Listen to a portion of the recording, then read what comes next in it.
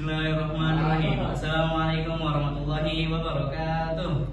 Waalaikumsalam warahmatullahi wabarakatuh. Alhamdulillahirabbil alamin. Wa bihi nasta'in ala umurid dunya waddin. Assalatu wassalamu ala asyrafil anbiya'i wal mursalin wa ala alihi wa ashabihi ajma'in. Amma ba'd. Awalan, hayya nashkurullaha alladzi qad a'tana ni'aman katsiran hatta nastati'a an najtami'a fi hadzal makanil mubarak insyaallah. Thaniyan, hayya nusalli wa nusallim ala habibina wa syafi'ina wa maulana Muhammad sallallahu alaihi wasallam alladzi qad balagha risalah minal dhulumati ilan nur. Segala puji bagi Allah yang telah memberikan kita nikmat sehingga kita dapat berkumpul di tempat yang insyaallah diberkahi ini. Salawat serta salam tak lupa kita haturkan kepada baginda Nabi besar kita Nabi Muhammad SAW yang telah membawa kita dari zaman kegelapan hingga zaman yang terang benderang seperti saat ini. Perkenankanlah kami dari kelompok 2 biologi ingin mempresentasikan mekanisme pernapasan yang akan dibacakan oleh orang yang pertama, yaitu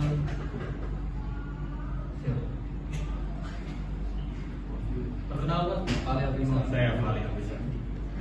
Mari kita perkenalkan dulu dalam kelompok, yaitu yang di sebelah kiri saya yaitu Fali Abisa Matur Rahman, yang di sebelah Fali yaitu Sultan Hanif Aulia, dan di sebelah Sultan yaitu Alfiel Leon Azizi, dan saya sendiri Muhammad Salman Hafiz, dan yang sebelah kanan saya yaitu Mufti Ikhwaniko, dan yang paling pojok kanan yaitu Muhammad Akbar Fauzi.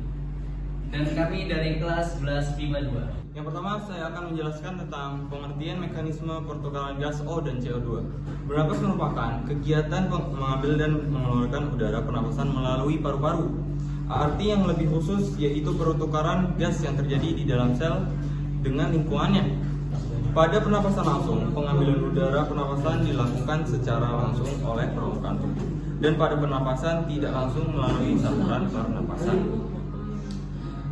Manusia bernapas secara tidak langsung, artinya udara pernapasan tidak berdifusi langsung melalui permukaan kulit. Selaput tipis tempat berlangsungnya difusi, gas tersebut dilindungi di bagian dalam tubuh, berupa gelembung paru-paru atau yang dinamakan alveolus. Pernapasan atau pertukaran gas pada manusia berlangsung melalui 2 tahap, yaitu luar atau eksternal dan pernapasan dalam yaitu internal. Lalu materi ini akan dilanjutkan oleh Salman. Baik, saya akan lanjutkan dari presentasi yang sebelumnya, yaitu yang selanjutnya yaitu mekanisme pertukaran gas O2 dan CO2. Manusia membutuhkan organ-organ pernapasan untuk bernapas. Organ-organ tersebut bekerja dalam rangkaian sistem pernapasan. Sistem pernapasan sendiri merupakan kerja tubuh yang membantu manusia menyerap oksigen atau O2 agar organ-organ dapat bekerja. Selain itu, sistem pernapasan juga berfungsi untuk membuang karbon dioksida atau disebut CO2 dari sistem darah. Organ-organ tersebut antara lain hidung, faring, tekak, larang ruang suara, trakea tenggorokan, bronkus, dan paru-paru. Setiap organ-organ pernapasan harus bekerja dengan baik. Apabila tidak, maka sistem pernapasan akan terganggu, sehingga penting bagi manusia menjaga sistem pernapasannya. Dan selanjutnya akan dilanjutkan oleh Muhammad Akbar Fauzi. Saya di sini akan melanjutkan materi yang telah disampaikan oleh Salman, yaitu pernapasan luar atau eksternal. Pernapasan luar merupakan pertukaran gas di dalam paru-paru.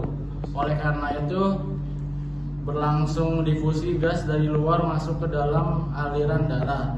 Dengan kata lain, pernapasan luar merupakan pertukaran gas O2 dan CO2 antara udara dan darah. Pada pernapasan luar, darah akan masuk ke dalam kapiler paru-paru yang mengangkut sebagian besar karbon dioksida, sebagian ion dikarbonat yaitu HCO3. Dengan pernapasan reaksi seperti berikut, yaitu H plus HCO3 menjadi H2CO3. Sisa karbon dioksida berdifusi keluar dari dalam darah dan melakukan reaksi sebagai berikut, yaitu H2CO3 menjadi H2O plus CO2. Oke, selanjutnya akan dilanjutkan oleh Sultan Hanif. Yaitu yang selanjutnya ada pernapasan luar atau eksternal. Enzim karbonat anhidrase yang terdapat dalam sel-sel darah merah dapat mempercepat reaksi ketika reaksi berlangsung. Hemoglobin melepaskan ion-ion hidrogen yang telah diangkat HHB menjadi HB, merupakan singkatan dari hemoglobin, yaitu jenis protein dalam sel darah merah. Selanjutnya,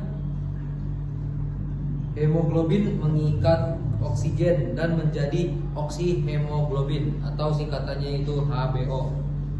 Itu Hb plus O2 menjadi Hb plus O2, hasilnya jadi HbO2. Selama pernapasan luar di dalam paru-paru akan terjadi pertukaran gas, yaitu CO2 meninggalkan darah dan O2 masuk ke dalam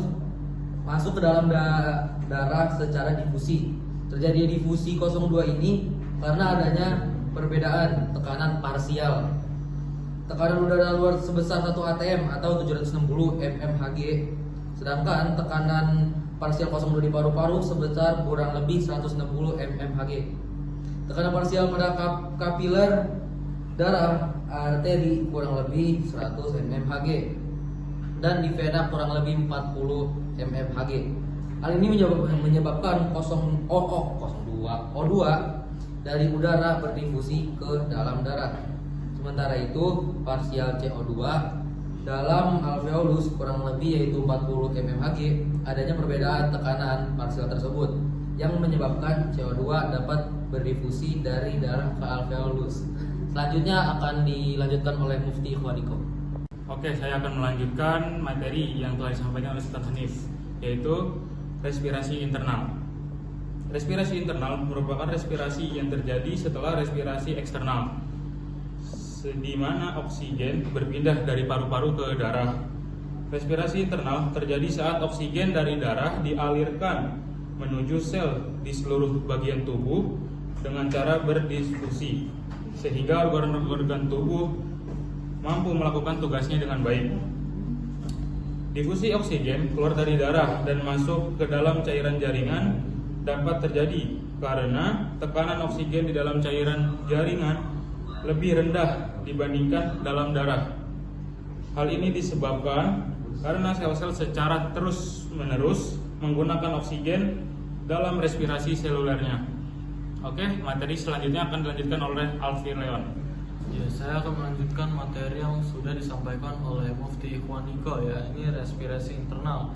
Dari proses pernafasan yang terjadi di dalam jaringan menyebabkan terjadinya perbedaan komposisi udara yang masuk dan keluar dari paru-paru.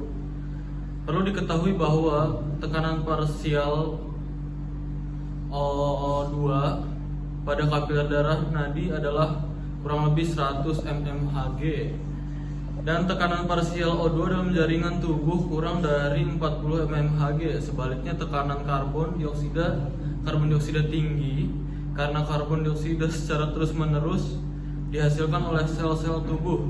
Tekanan parsial CO2 dalam jaringan yakni kurang lebih 60 mmHg dan dalam kapiler darah 41 mmHg. Hal inilah yang menyebabkan O2 difusi ke dalam jaringan dan CO2 dapat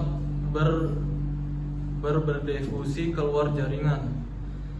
Baik, telah selesai cukup sudah presentasi dari kelompok 2 dalam judul mekanisme pernapasan dan hidayah dan waktu untuk di situ pula Allah pun telah menjelaskan dalam surat Al-An'am ayat 125 yang bagaimana barang siapa dikehendaki Allah akan mendapatkan hidayah, dia akan membukakan dadanya ataupun yashrah sadrahu lil Islam, dengan membukakan dadanya untuk menerima agama Islam. Dan barang siapa dikehendakinya menjadi sesat, dia dijadikannya dadanya sempit, seakan-akan dia sedang mendaki langit yang susah untuk digapai. Dalam ayat tersebut dibacakan yaitu A'udzubillahi minasyaitonirrajim. Bismillahirrahmanirrahim. فَمَن يُرِدِ اللَّهُ أَن يَهْدِيَهُ يَشْرَحْ صَدْرَهُ لِلْإِسْلَامِ وَمَن يُرِدْ أَن يُضِلَّهُ يَجْعَلْ صَدْرَهُ ضَيِّقًا حَرَجًا كَأَنَّمَا يَصَّعَّدُ فِي السَّمَاءِ كَذَلِكَ يَجْعَلُ اللَّهُ الرِّجْسَ عَلَى الَّذِينَ لَا يُؤْمِنُونَ. Syukran. Wabillahi taufiq wal hidayah waridhai wal inayah. Qad zar'a man qablana wa akalna wa nazra'u nahnu liyakula man dana. Syukran, hadza faqat ma uridu an ulqiya ilaikum. Tsumma wassalamu alaikum warahmatullahi wabarakatuh.